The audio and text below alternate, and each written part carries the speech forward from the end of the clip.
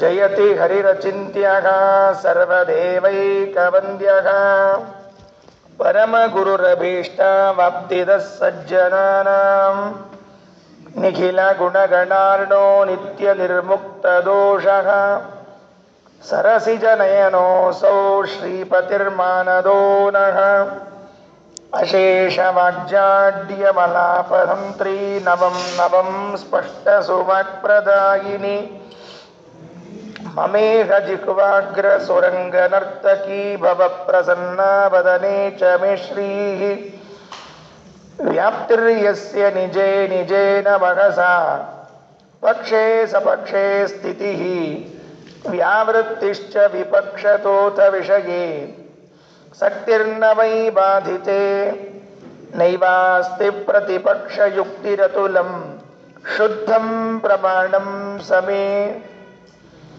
ಭೂಯಾತ್ ತತ್ವವಿನಿರ್ಣಯಾಯ ಭಗವಾನ್ ಆನಂದತೀರ್ಥೋ ಮುನಿಃ ವಾಣಿತೆ ಕರವಾಣ್ಯಂಬ ಚರಣೋ ಹೃದಯ ಸರ್ವದಾ ಮದ್ವಾಕ್ಯ ಸರಣಿರ್ಭೂಯಾತ್ ಶ್ರೀಮದಾಚಾರ್ಯ ಭಾವಗ ನಮೋಸ್ತು ತಾತ್ವಿಕಾ ದೇವಾಃ ವಿಷ್ಣುಭಕ್ತಿಪರಾಯಣಾಃ ಧರ್ಮಮಾರ್ಗೇ ಪ್ರೇರಯಂತು ಭವಂತಃ ಸರ್ವ ಏವ ಹಿ ಯಸ್ಯ ವಾಕ್ ಕಾಮಧೇನುರ್ನಃ ಕಾಮಿತಾರ್ಥಾನ್ ಪ್ರಯಚ್ಛತಿ ಸೇವೇತಂ ಜಯ ಯೋಗೀಂದ್ರಂ ಕಾಮಬಾಣಚ್ಛಿದಂ ಸದಾ ಅಸ್ಮದ್ಗುರು ಸಮಾರಂಭಾಂ ಟೀಕಾಕೃತ್ಪಾದಮಧ್ಯಗಾಂ ಶ್ರೀಮದಾಚಾರ್ಯ ಪರ್ಯಂತಾಂ ವಂದೇ ಗುರುಪರಂಪರಾಂ ಪೃಥ್ವೀಮಂಡಲ ಮಧ್ಯಸ್ಥಾಃ ಪೂರ್ಣಬೋಧಮತಾನುಗಾಃ ವೈಷ್ಣವ ವಿಷ್ಣುಹೃದಯಾಃ ತಾನ್ ನಮಸ್ಸೇ ಗುರೂನ್ ಮಮ ಆಪಾದಮೌಳಿಪರ್ಯಂತಂ ಗುರುಣಾಂ ಆಕೃತಿಂ ಸ್ಮರೇತ್ ತೇನ ವಿಘ್ನಾಃ ಪ್ರಣಶ್ಯಂತಿ ಸಿದ್ಧ್ಯಂತಿ ಚ ಮನೋರಥಾಃ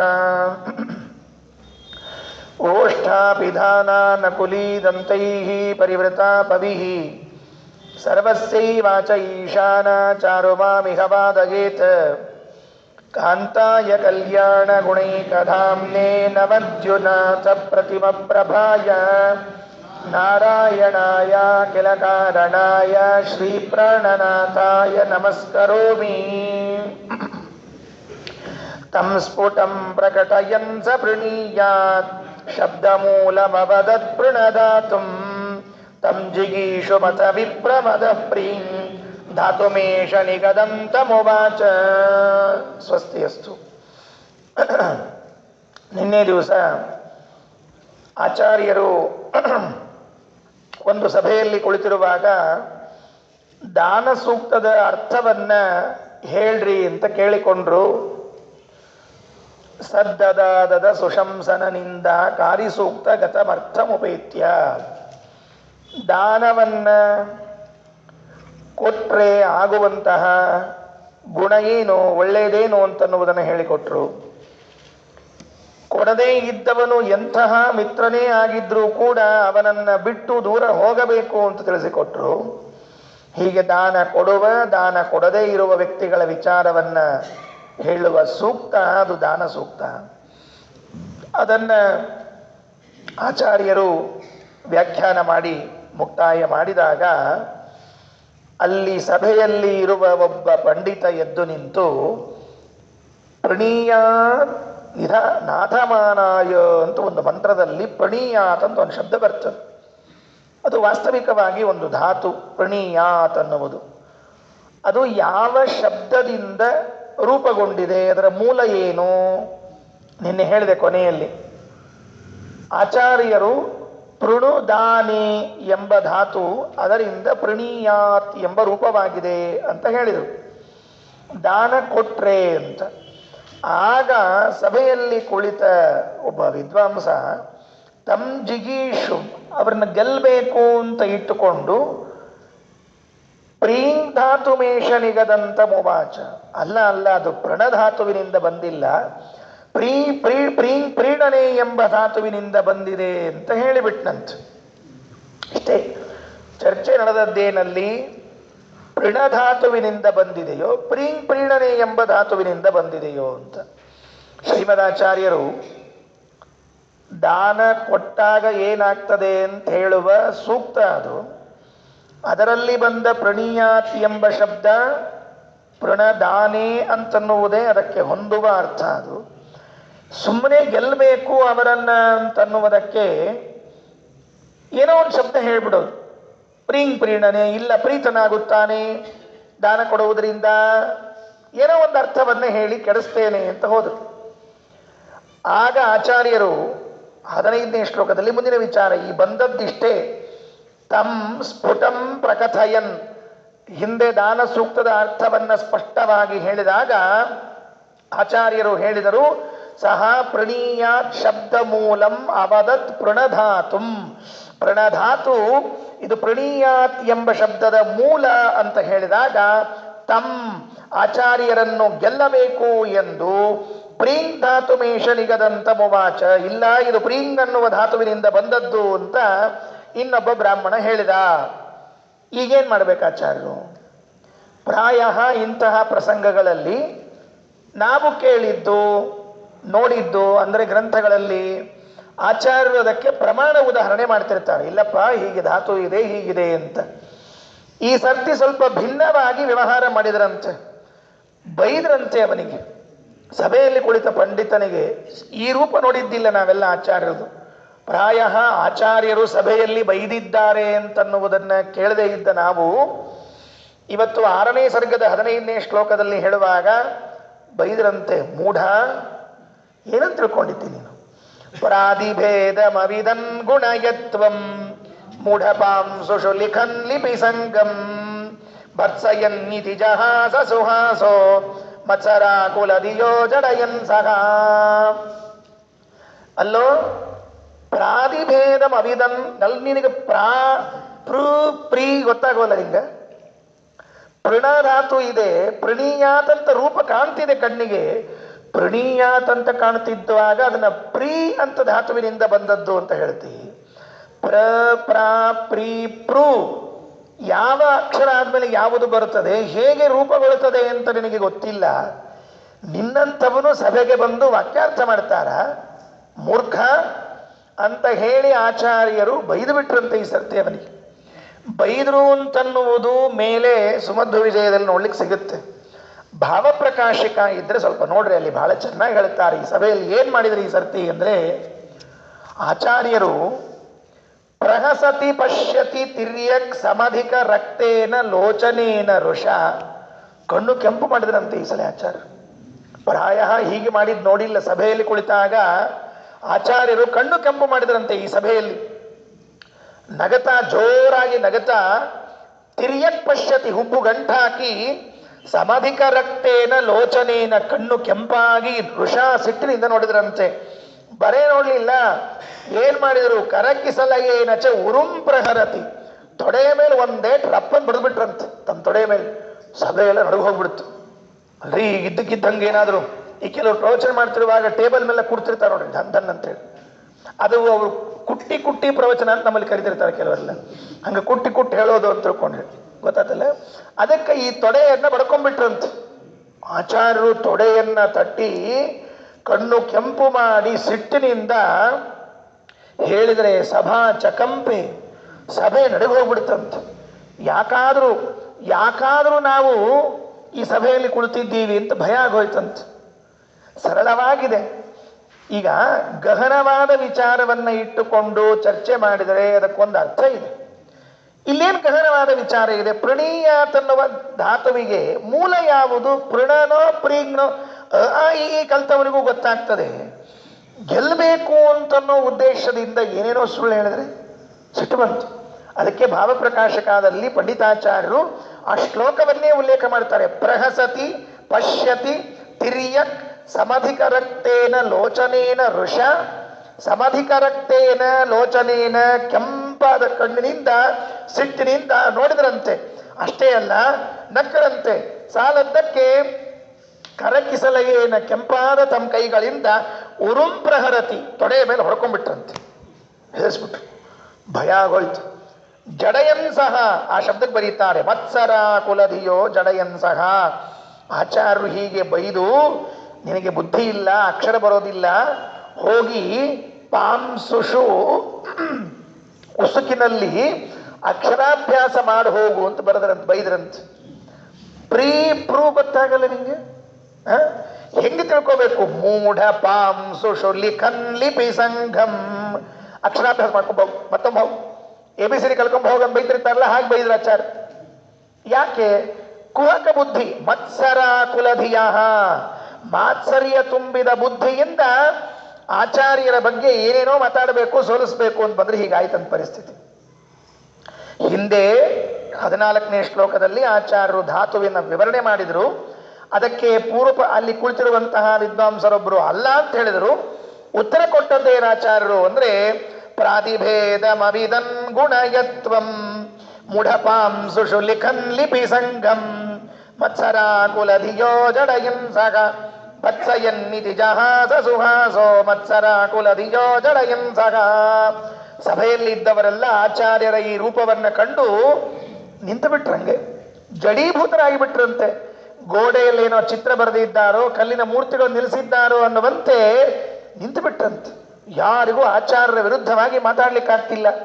ಬೇಕಾದನ್ನ ಅಧ್ಯಯನ ಮಾಡಿಕೊಂಡು ಬಂದಿದ್ದಾರೆ, ಸಣ್ಣತನ ತೋರಿಸಿ ಸಿಕ್ಕಾಕೊಂಡ್ಬಿಟ್ರಂತೆ.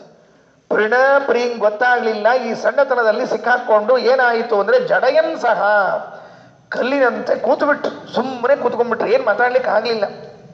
ಆಗ ಸಭೆಯಲ್ಲಿ ಎಲ್ಲರೂ ಎದ್ದು ನಿಂತು ಪ್ರಾರ್ಥನೆ ಮಾಡಿಕೊಂಡ್ರಂತೆ, ತಪ್ಪಾಯಿತು, ನೀವು ಎಲ್ಲ ವಿದ್ಯಾವನ್ನ ಅಭ್ಯಾಸ ಮಾಡಿ, ನಿಮಗೇನು ಇದೊಂದು ಅದು ಒಂದು ಅಂತಿಲ್ಲ, ಯಾವ ಭಾಗವನ್ನ ತೆಗೆದರೂ ಕೂಡ ಅದನ್ನು ಅಷ್ಟೇ ಸರಾಗವಾಗಿ ಹೇಳುವಷ್ಟು, ಸರಳವಾಗಿ ಹೇಳುವಷ್ಟು ಸಮರ್ಥರಿದ್ದೀರಿ ನೀವು. ತತ್ಪ್ರಸಂಗ ಬಲತೋಖಿಲ ವಿದ್ಯಾ ಪಾಠವಂ ಪೃತು ಹೃದ ಪ್ರತಿಬುದ್ಧ್ಯ ಆನಮನ್ಸ ಬಹುಮಾನಮೀತಂ ಯಂ ನಮಂತಿ ಕಿಲ ನಾಕಿನಿಕಾಯಾಃ. ಯಂ ನಾಕಿನಿಕಾಯಾಃ ನಮಂತಿ. ಸ್ವರ್ಗದಲ್ಲಿರುವಂತಹ ದೇವತೆಗಳೆಲ್ಲ ಯಾರಿಗೆ ತಲೆಬಾಗಿಸ್ತಾರೋ, ನಾಕ ಅಂದ್ರೆ ಸ್ವರ್ಗ, ನಾಕಿ ನಿಕಾಯ ಸ್ವರ್ಗದಲ್ಲಿ ಮನೆ ಮಾಡಿಕೊಂಡವರು, ಸ್ವರ್ಗದಲ್ಲೇ ವಾಸ ಮಾಡುವಂತಹ ಜನ ದೇವತೆಗಳು ಯಾರನ್ನ ನಿತ್ಯದಲ್ಲಿ ತಲೆಬಾಗಿಸಿ ವಂದಿಸ್ತಾರೋ ಅಂಥವರಿಗೆ ನಾವು ಹೀಗಂದ್ಬಿಟ್ವಲ್ಲ, ತಪ್ಪಾಗೋಯ್ತು ಅಂತ. ತತ್ಪ್ರಸಂಗ ಬಲತೋ ಖಿಲ ವಿದ್ಯಾ ಪಾಠವಂ ಪೃತು ಹೃದ ಪ್ರತಿಬುದ್ಧ್ಯ. ತತ್ಪ್ರಸಂಗ, ಈ ಪ್ರಸಂಗ ಏನು ನಡೀತು ಇದರಿಂದ ಅವರೆಲ್ಲ ಅನ್ಕೊಂಡ್ರಂತೆ, ಅಖಿಲ ವಿದ್ಯಾ ಪಾಠವಂ, ಎಲ್ಲಾ ವಿದ್ಯೆಯಲ್ಲಿ ಇವರು ಪಟುಗಳು, ಪ್ರವೀಣರು. ಇದು ಒಂದು ವಿದ್ಯೆ ಅಂತಲ್ಲ, ವ್ಯಾಕರಣ, ಮೀಮಾಂಸಾ, ತರ್ಕ, ಏನು ಶಾಸ್ತ್ರ ತೆಗೆದುಕೊಳ್ತೀರಿ ಆ ಎಲ್ಲ ಶಾಸ್ತ್ರದಲ್ಲೂ ಕೂಡ ಇವರೇನಾಗಿದ್ದಾರೆ, ಪಟುಗಳಾಗಿದ್ದಾರೆ. ಅಖಿಲ ವಿದ್ಯಾ ಪಾಠವಂ ಪೃಥುಹೃದ ಅಂತ ಮತ್ತೆ ಆಚಾರ್ಯರ ಹೆಸರು. ಇಲ್ಲೂ ಅದೇ ವಿಚಾರ, ದೀರ್ಘವಾದ ಮನಸ್ಸುಳ್ಳವರು, ಪ್ರತಿಬುದ್ಧ ತಿಳಿದುಕೊಂಡು ಸಕಲ ವಿದ್ಯೆಗಳಲ್ಲಿ ಆಚಾರ್ಯರು ಚತುರ್ರು ಎಂಬುದನ್ನು ಅರ್ಥ ಮಾಡಿಕೊಂಡು ಸ ಬಹುಮಾನಂ ಆನವನ್, ಬಹಳ ಗೌರವದಿಂದ ಅವರಿಗೆ ನಮಸ್ಕಾರ ಮಾಡಿದರು ಅಂತ ಹೇಳ್ತಾರೆ. ಇದು ಒಂದು ಉಪಸಂಹಾರ. 16ನೇ ಶ್ಲೋಕಕ್ಕೆ 2 ಘಟನೆ ಮುಕ್ತಾಯ ಆಯಿತು. ನಾರಾಯಣ ಪಂಡಿತಾಚಾರ್ಯರು 6ನೇ ಸರ್ಗದಲ್ಲಿ ಆರಿಸಿಕೊಂಡ ಕಥಾಭಾಗ ಇದೆಯಲ್ಲ, ಇದು ಬಹಳ ಚೆನ್ನಾಗಿದೆ ನೋಡ್ರಿ. ಮೊದಲು ಪ್ರಾರಂಭ ಆದದ್ದು ವಿಷ್ಣು ಸಹಸ್ರನಾಮದ ವಿಚಾರ ಬಂತು. ಅಲ್ಲಿ ಒಂದು ಸಭೆಯಲ್ಲಿ ವೇದಾರ್ಥವನ್ನ, ಐತರೇಯ ಸೂಕ್ತವನ್ನ ಕೊಟ್ಟು ಅದಕ್ಕೆ ಅರ್ಥ ಹೇಳ್ರಿ ಅಂತ ಹೇಳಿದರು. ಪ್ರಾಸಂಗಿಕವಾಗಿ ವಿಷ್ಣು ಸಹಸ್ರನಾಮದ ವಿಚಾರವನ್ನ ಮುಗಿಸಿದರು. ಇನ್ನೊಂದು ಸಭೆಯಲ್ಲಿ ಬಂದಾಗ ದಾನ ಸೂಕ್ತದ ಅರ್ಥವನ್ನ ಹೇಳ್ರಿ ಎಂದರು. ಅದರ ಅರ್ಥವನ್ನ ಹೇಳಿ ಅಲ್ಲಿನ ವಿದ್ವಾಂಸರನ್ನ ಆಚಾರ್ಯರು ಗೆದ್ದು ಬಿಟ್ರು. ಹಿಂದೆ ವಿಷ್ಣು ಸಹಸ್ರನಾಮದ ಅರ್ಥ ಕೇಳುವಂತಹ ವಿದ್ವಾಂಸರು ಸಾತ್ವಿಕರಿದ್ರು. ಅವರೆಲ್ಲ ತಾವು ಸೋತು ಶರಣಾಗಿ ಮಾನುಷೇಶು ಚಪಲೇಶು ಕಥಾಕ ದೇವತಾ ಸುಸುಲಭ ಪ್ರತಿಭಾತೆ, ನಮ್ದೇನು ನಡೆಯೋದಿಲ್ಲ ನಿಮ್ಮ ಮುಂದೆ ಅಂತ ಶರಣಾಗಿ ಬಿಟ್ರು. 2ನೇ ಸಭೆಯಲ್ಲಿ ಬಂದಾಗ ಸ್ವಲ್ಪ ಕುಹಕಿಗಳಿದ್ರು. ಈ ಕುಹಕಿಗಳು ಏನ್ ಮಾಡಿದ್ರು ಅಂದ್ರೆ ಶಬ್ದ ಧಾತುವನ್ನ ವ್ಯತ್ಯಾಸ ಮಾಡಿ ಗೆಲ್ಲಬೇಕು ಅಂತ ಹೋದಾಗ ಆಚಾರ್ಯರು ಅವ್ರಿಗೆ ಏನ್ ಮಾಡಿದ್ರು ಅಂದ್ರೆ ತೊಡೆ ತಟ್ಟಿ ಹೆದರಿಸಿಬಿಟ್ರು. ಇವರು ಎಂಥ ಜೀವರಾಶಿಗಳ ಅರ್ಥ ಆಯ್ತಲ್ಲ, ಹೆದರಿಸ್ಕೊಂಡು ಬೆದರಿಸ್ಕೊಂಡೇ ಅರ್ಥ ಮಾಡಿಕೊಳ್ಳೋ ಜೀವರಾಶಿಗಳು ಅಂತ ಅರ್ಥ ಆಯ್ತು. ಮೊದಲನೇದವರು ಸಾತ್ವಿಕರಾಗಿದ್ರೆ ಇವರು ತಾಮಸರು. ಯಾಕೆ ಒಪ್ಲಿಕ್ಕೆ ತಯಾರಿಲ್ಲ, ಒಪ್ಲಿಕ್ಕೆ ತಯಾರಿಲ್ಲದೆ ಇದ್ದಾಗ ಆಚಾರ್ಯರು ಹೆದರಿಸ್ಬೇಕಾಯ್ತು. ಹಾಗೆ ಹೇಳ್ತಾರೆ, ಸಾತ್ವಿಕರ ಉದ್ಧಾರ ಹೇಗೆ, ತಾಮಸರ ಉದ್ಧಾರ ಹೇಗೆ ಅಂತ ಕೇಳುವಾಗ, ತಾಮಸರನ್ನೆಲ್ಲ ಲಿಂಗದೇಹ ಭಂಗ ಮಾಡುವಾಗ ಭೀಮಸೇನ ದೇವರು ಗದಾಪ್ರಹಾರೇಣ ಅಂತ ಬರೀತಾರೆ ಮಂತ್ರಾಲಯ ಪ್ರಭುಗಳು ಹೇಳುವಾಗ. ತಾಮಸರ ಲಿಂಗದೇಹ ಭಂಗ ಹೇಗಾಗ್ತದೆ ಅಂದರೆ ವಾಯುದೇವರು ಗದೆಯನ್ನು ತಗೊಳ್ತಾರಂತೆ, ಹೊಡೆದು ಬಿಡ್ತಾರಂತೆ ಹಾಕ್ಕೊಂಡು. ಆಗ ಅವರ ಲಿಂಗದೇಹ ಬಿಚ್ಚಿ ಹೋಗ್ತದೆ. ಶೇಂಗಾ ಕುಡ್ತಿರ್ತೀವಿ ನೋಡ್ರಿ, ಕಲ್ ತಗೊಂಡೇನೋ ಮಾಡಿ ಹಂಗೆ ಕುಡ್ತಾರಂತೆ. ಸಾತ್ವಿಕರ ಲಿಂಗದೇಹ ಭಂಗ ಆಗುವಾಗ ಅವರು ಬಿರ್ಜಾ ನದಿ ಸ್ನಾನ ಮಾಡಿದ್ರೆ ಸಾಕು ಅವರಿಗೆ ಸರಳವಾಗಿ.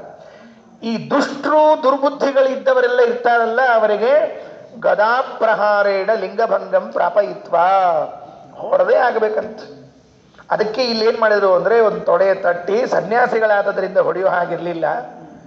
ಎಷ್ಟು ಕ್ಷುಲ್ಲಕವಾದ ವಿಚಾರ ಇದು. ಗೆಲ್ಲಬೇಕು ಅಂದರೆ ಅದಕ್ಕೊಂದು ರೀತಿ ಇದೆ, ಕ್ರಮವಾಗಿ ಗೆಲ್ಲಬೇಕು. ವಾದವನ್ನು ಮಾಡಿ ವಿಚಾರವನ್ನು ಮಂಡಿಸಿ ಹೇಳಬೇಕು. ಸಣ್ಣ ಸಣ್ಣ ವಿಚಾರದಲ್ಲಿ ಗೆಲ್ತೀವಿ ಅಂತ ಹೋಗಿ ಬೈಸ್ಕೊಂಡು ಕಣ್ಣು ಕೆಂಪು ಮಾಡಿಸಿಕೊಂಡ್ರು ಅಂದರೆ ಕೂತ ವ್ಯಕ್ತಿಗಳ ಸ್ವರೂಪ ಏನು ಅಂತ ಅರ್ಥ ಆಯಿತು. ಇದು 2ನೇ ಸಭೆ. 3 ಜನ ಇದ್ದಾರೆ ಅಂತ ಹೇಳಿದ್ದಲ್ಲ, ಈಗ 3ನೇ ಸಭೆ ಬಂತು. ಮತ್ತೀಗ ಯಾವುದು 3ನೇ ಸಭೆ ಅಂದರೆ, ಇಲ್ಲಿದ್ದವರೆಲ್ಲ ಒಂದು ಅರ್ಥದಲ್ಲಿ ಅವರು ರಾಜಸರಿದ್ದಂಗೆ, ಹೌದೇನೋ ಆಯ್ತೇನೋ ಅನ್ನೋ ಜನ ಇದ್ದಂಗೆ. ಈಗ ಈ ಸಭೆಯಲ್ಲಿ ಏನಾಯಿತು ಅಂತ ಮತ್ತೆ ಚಮ್ನಾಡು ಅಂತ ಒಂದು ಊರಿಗೆ ಬಂದರು. ಶಂಭುಲಿಂಗೇಶ್ವರ ದೇವಸ್ಥಾನ ಅಲ್ಲಿಗೆ ಬಂದಿದ್ದಾರೆ ಆಚಾರ್ಯರು. ಪಯಸ್ವಿನಿ ನದಿ ದಂಡೆಯ ಮೇಲೆ ಚಮ್ನಾಡು ಅಂತನ್ನುವ ಊರಿನಲ್ಲಿ ರುದ್ರದೇವರ ಗುಡಿ, ಅಲ್ಲೊಂದು ಶಂಭುಲಿಂಗೇಶ್ವರ, ಮಹಾಲಿಂಗೇಶ್ವರ. ಹಿಂದೆ ಬಂದದ್ದು ಮಹಾಲಿಂಗೇಶ್ವರ ಆಡೂರಿನಲ್ಲಿ, ಇಲ್ಲಿ ಬಂದದ್ದು ಚಮ್ನಾಡುವಿನಲ್ಲಿ ಶಂಭುಲಿಂಗೇಶ್ವರ ದೇವಸ್ಥಾನ. ಅಲ್ಲಿ ಬಂದಿದ್ದಾರೆ. ಅಲ್ಲಿಯೂ ಸಭೆ ಆಯಿತು, ನೆರೆದರು. ಜನ ಎಲ್ಲ ಸೇರಿಕೊಂಡಿದ್ರಂತೆ. ಜನ ಆಚಾರ್ಯರು ಬರ್ತಾರೆ ಅಂದರೆ ನಿನ್ನೆ ಹೇಳಿದೆ ನಾನು, 63 ಹಳ್ಳಿ ಜನ ಬಂದು ಸೇರಿದ್ರಂತೆ ನಿನ್ನೆ ದಿವಸ ಹೇಳುವಾಗ. ಇವತ್ತು ತುಂಬ ಜನ ಬಂದಿದ್ದಾರೆ. ಆ ಎಲ್ಲ ಜನ ಬಂದು ಸೇರಿದಾಗ ಸಭೆಯಲ್ಲಿಯೂ ಕೂಡ ಮತ್ತೆ ಇದೇ ಪ್ರಕಾರ ಮತ್ತೊಂದು ವೇದವನ್ನು ಕೊಟ್ಟು, ಸ್ವಾಮಿ ಇದರ ಅರ್ಥವನ್ನು ಹೇಳ್ರಿ ಅಂತ ಕೇಳಿದ್ರಂತೆ. ಈ ಸಾರ್ತಿ ಯಾವ ಸೂಕ್ತವನ್ನು ಕೊಟ್ಟರು? ಅಪಾಲ ಸೂಕ್ತ ಅಂತ ಒಂದು ಸೂಕ್ತ. ಅಪೋಲೋ ಅಲ್ಲ, ಮತ್ತೆ ಅಪಾಲ. ಕನ್ಫ್ಯೂಸ್ ಆಗ್ತಿರ್ತ ಪಾಪ ಜನರಿಗೆ, ಯಾವ ಸೂಕ್ತೋ ಏನು ಅಂತ ತಿಳ್ಕೊಂಡು ಹೇಳಿ. ಅಪಾಲ ಸೂಕ್ತ ಅಂತ 7 ಮಂತ್ರಗಳಿರುವ ಸೂಕ್ತ. ಗೊತ್ತಮ್ಮ, ನಿನ್ನೆ 9 ಮಂತ್ರ ಇದ್ದದ್ದು ಹೇಳಿನಪ್ಪ, ಇವತ್ತು 7 ಮಂತ್ರದ್ದು. 7 ಮಂತ್ರಗಳಿರುವಂತಹ ಒಂದು ಸೂಕ್ತ. ಆ ಸೂಕ್ತದ ಅರ್ಥವನ್ನು ಹೇಳ್ರಿ ಅಂತ ಕೊಟ್ರಂತೆ. ವ್ಯಾಖ್ಯಾನ ಮಾಡಬೇಕು ಅಂತ ಸಭೆಯಲ್ಲಿ ಕುಳಿತಾಗ ಆಚಾರ್ಯರು ಆ 7 ಮಂತ್ರೋಚ್ಚಾರಣೆಯನ್ನು ಮಾಡಿ ಅರ್ಥ ಹೇಳಿದರು ಅಂತ 17ನೇ ಶ್ಲೋಕದಲ್ಲಿ ಹೇಳ್ತಾರೆ. ಕನ್ಯಕಾದೃತ ಸುರೇಂದ್ರ ವಪುಶ್ರೀ ದಾನವಾಚಿ ವರ ಸೂಕ್ತ ಹೃದುಕ್ತವು ಕುತ್ರಚಿತ್ ಸದಸಿ ತಾವದಪಾಲ ಕೀರ್ತಿತಾತಿ ತರುಣೀತ್ಯಯ ಮೂಚೆ. ಕನ್ಯಕ, ಕನ್ಯೆಯಿಂದ, ಆದೃತ ಆಧರಿಸಲ್ಪಟ್ಟ, ಸುರೇಂದ್ರ ಇಂದ್ರದೇವರಿಂದ, ವಪುಶ್ರೀ ದೇಹದ ಸಂಪತ್ತು, ದಾನ ಕೊಟ್ಟದ್ದು, ವಾಚಿ ತಿಳಿಸುವ ವರ ಶ್ರೇಷ್ಠವಾದ ಸೂಕ್ತ, ಸೂಕ್ತದ ಹೃದಯದ ಅಭಿಪ್ರಾಯವನ್ನು ಉಕ್ತೌ ಹೇಳಲಾಗಿ. ಯಾವ ಶಬ್ದ ಅರ್ಥ ಆಗಿಲ್ಲ ಅಂತ ತಿಳ್ಕೊಬೇಡ್ರಿ, ನಿಧಾನಕ್ಕೆ ಹೇಳ್ತೀನಿ, ಎಲ್ಲ ಅರ್ಥ ಆಗ್ತ ನೋಡ್ರಿ. ಕನ್ಯಕ ಕನ್ಯೆ, ಆದೃತ ಅವಳಿಂದ ಗೌರವಿಸಲ್ಪಟ್ಟ, ಸುರೇಂದ್ರ ಇಂದ್ರದೇವರು ಅವರಿಂದ, ವಪುಶ್ರೀ ದಾನ ಅವಳ ದೇಹ ಸಂಪತ್ತು, ದೇಹದ ಸೌಂದರ್ಯವನ್ನ, ವಪುಶ್ರೀ ದಾನ ಏನು ಅಂತ ಕಥೆ ಹೇಳ್ತೀನಿ, ಆಮೇಲೆ ಅರ್ಥ ಆಗ್ತದೆ. ದಾನ ಅದನ್ನ ವಾಚಿ ತಿಳಿಸುವ, ವರ ಸೂಕ್ತ ಶ್ರೇಷ್ಠವಾದ ಸೂಕ್ತದ ಹೃತ್ ಅಂದ್ರೆ ಅಭಿಪ್ರಾಯವನ್ನು, ಒಳ ಅರ್ಥವನ್ನು, ಉಕ್ತವು ಹೇಳುತ್ತಿರಲು, ಕುತ್ರಚಿತ್ ಸದಸಿ ಎಲ್ಲೋ ಒಂದು ಸಭೆಯಲ್ಲಿ, ತಾವತ್ ಆ ಸಭೆಯಲ್ಲಿ, ಅಪಾಲ ಅಂತ ಒಂದು ಶಬ್ದ ಬಂತಂತೆ. ನೆನಪಿಟ್ಕೊಳ್ರಿ ಈ ಶಬ್ದವನ್ನ. ಈಗ 7 ಮಂತ್ರ ಆಗೋ ತನಕ ಇದು ನೆನಪಿಡ್ಬೇಕು ನಿಮಗೆ. ಈಗ ಮತ್ತೆ ಅಪಾಲ ಅಪಾಲ ಅಂತ 7 ಶಬ್ದ. ಅದಕ್ಕೆ ಕೀರ್ತಿತ ಆಚಾರ್ಯ ಹೇಳಿದ್ರೆ ಏನಂತ, ಅತಿ ತರುಣಿ, ತುಂಬಾ ಸುಂದರ ಸ್ತ್ರೀ ಅಂತ ಆಚಾರ್ಯರು ವ್ಯಾಖ್ಯಾನ ಮಾಡಿದ್ರಂತೆ. ಅತಿ ತರುಣಿ ಅಂತ ವ್ಯಾಖ್ಯಾನ ಮಾಡಿದ್ರು ಆಚಾರ್ಯರು ಅಪಾಲ ಎಂಬ ಶಬ್ದಕ್ಕೆ. ಮುಂದೆ ಕೂತು ಪಂಡಿತರು ಜಗಳಕ್ಕೆ ಬಿದ್ದು, ಅಪಾಲ ಅಂದ್ರೆ ತರುಣಿ ಅಲ್ಲ, ಕುಷ್ಠರೋಗಿಷ್ಟೇ ಅಂತ ಅರ್ಥ ಮಾಡಿದ್ರಂತೆ. ಬಿಳಿ ತೊನ್ನು ಇದ್ದವಳು ಅಂತ ವ್ಯಾಖ್ಯಾನ ಮಾಡಿದ್ರಂತೆ. ಅದು ಏನು ಎತ್ತ ಎಂಬುದನ್ನೆಲ್ಲ ವಿವರಣೆ ಕೊಡ್ತೀನಿ ಈಗ. ಏನಿದು ಘಟನೆ, ಇದು ಎಲ್ಲಿ ಬಂದಿದೆ, 7 ಮಂತ್ರಗಳು ಹೀಗಿದೆ, ಬಹಳ ಸುಂದರವಾಗಿದೆ. ನಿಮ್ಮಲ್ಲಿ ಭಾವಪ್ರಕಾಶಕ ಇದ್ರೆ 1-2 ಮಂತ್ರ ಹಾಕೇ ಬಿಟ್ಟಿದ್ದಾರೆ. ಅಕಸ್ಮಾತ್ ಇದ್ದಿದ್ದಿಲ್ಲ ಅಂದರೆ ಪುಸ್ತಕ ಬಿಟ್ಟು ನಿನ್ನೆ ಹೇಗೆ ಕೇಳಿದ್ದೀರಿ ಇವತ್ತು ಹಾಗೆ ಕೇಳ್ರಿ. ಮುಂದೆ ಮಧ್ವ ವಿಜಯ ಬಂದಾಗ ಮತ್ತೆ ಮಧ್ವ ವಿಜಯ ಶ್ಲೋಕವನ್ನು ನೋಡ್ರಿ ಅಷ್ಟೇ.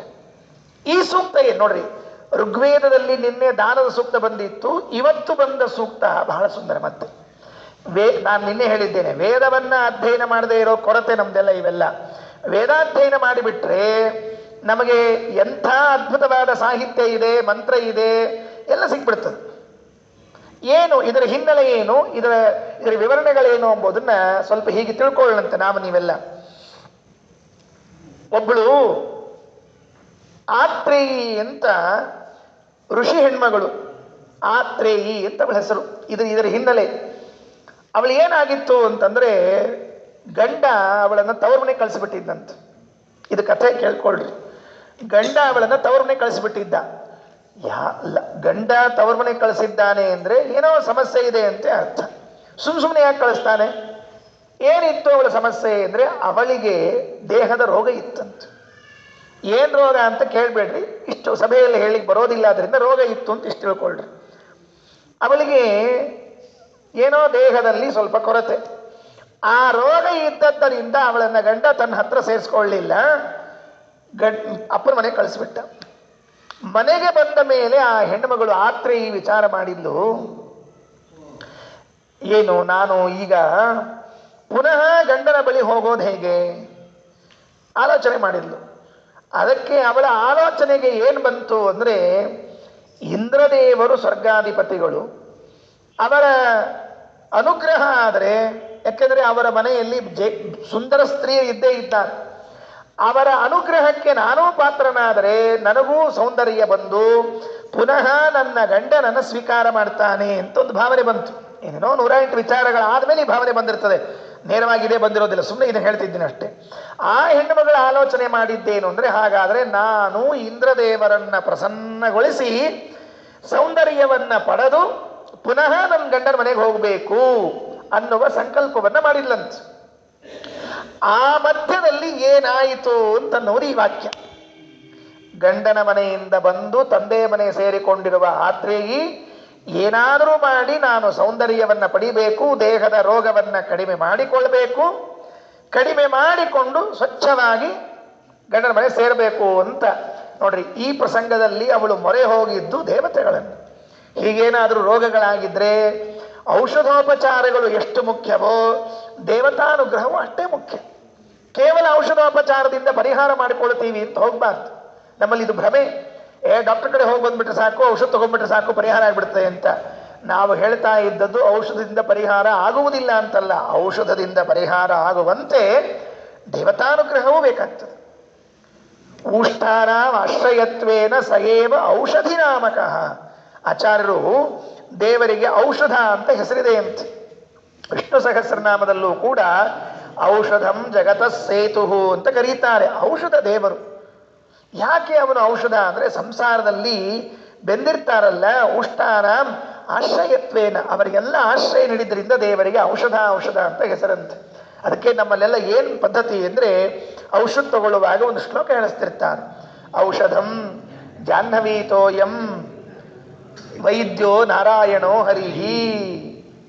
ದೇವರು ವೈದ್ಯನ ರೂಪದಲ್ಲಿ ಇದ್ದು ಔಷಧ ಏನಿದೆಯಲ್ಲ, ಆ ಔಷಧ ಇದು ಗಂಗೋದಕ ಅಂತ ತಿಳ್ಕೊಂಡು ತಗೋಬೇಕಂತೆ.